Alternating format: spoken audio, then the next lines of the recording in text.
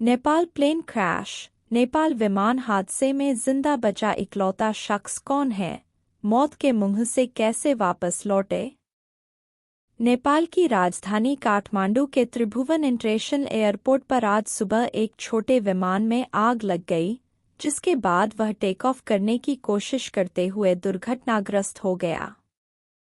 इस दुर्घटना में 19 यात्रियों में से 18 की मौत हो गई। इस घातक हादसे में सिर्फ CRJ-200 विमान का पायलट ही बच पाया। हवाई अड्डे के सुरक्षा प्रमुख अर्जुन चंद ठाकुरी ने बताया कि विमान को मरम्मत के लिए पोखरा एयरपोर्ट ले जाया जा रहा था और विमान में 2 चालक दल के सदस्यों के साथ 17 तकनीशियनों की टीम सवार थी।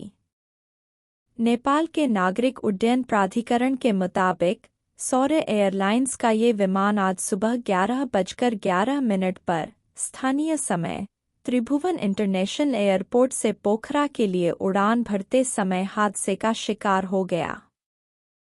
फ्लाइट रडार 24 के मुताबिक यह विमान स्थानीय सौर्य एयरलाइंस का था, जो नेपाल में कनाडा में बने 2 बॉम्बार्डियर CRJ-200 क्षेत्रीय जेट विमानों के साथ घरेलू उड़ानें संचालित करता है।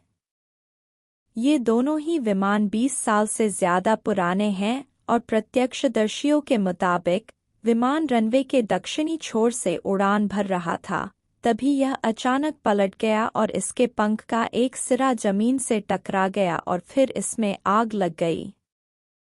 नेपाल दुर्घटना में जीवित बचे एकमात्र व्यक्ति कौन है?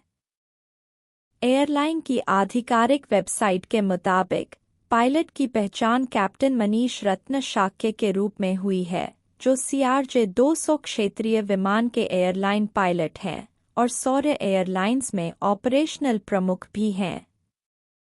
उनके लिंक्डइन प्रोफाइल के मुताबिक वे सिमरिक एयरलाइंस में लगभग 3 साल के काम करने के बाद 9 साल से ज्यादा समय से सौर्य एयरलाइंस में काम कर रहे हैं। उन्होंने सेंट जेवियर्स स्कूल से अपनी शिक्षा पूरी की है। पुलिस के मुताबिक 37 साल के कैप्टन शाक्य को मलबे से निकाला गया और इलाज के लिए सिनामंगल के KMC अस्पताल ले जाया गया। वे दुर्घटना में जीवित बचे एकमात्र व्यक्ति हैं और विमान में सवार 19 यात्रियों में से 18 की मौत की पुष्टि हो चुकी है। अस्पताल के एक डॉक्टर ने कहा है कि पायलट की आंखों में चोटें आई हैं, लेकिन वह किसी खतरे में नहीं है। नेपाल का निराशाजनक सुरक्षा रिकॉर्ड। नेपाल की आलोचना उसके खराब हवाई सुरक्षा रिकॉर्ड के लिए की जाती रही है, जिसमें सबसे घातक घटना 1992 में हुई थी, जब पाकिस्तान इंटरनेशनल एयरलाइंस का एयरबस काठमांडू के पास पहाड़ी से टकरा गया था, जिसमें 167 लोग मारे गए थे। जनवरी 2023 में यति एयरलाइंस का एक विमान पोखरा के केंद्रीय शहर के पास दुर्घटनाग्रस्त हो गया, जिसमें 5 भारतीयों सहित सभी 72 यात्री मारे गए थे। इससे पहले ठाणे के 4 भारतीयों सहित 22 लोगों को लेकर तारा का एक विमान 29 मई 2022 को नेपाल के पहाड़ी मस्तंग जिले में दुर्घटनाग्रस्त हो गया था, जिसमें सभी लोग मारे गए थे। नेपाल में विमान दुर्घटनाओं के पीछे खराब मौसम सबसे बड़ी वजह बनता है।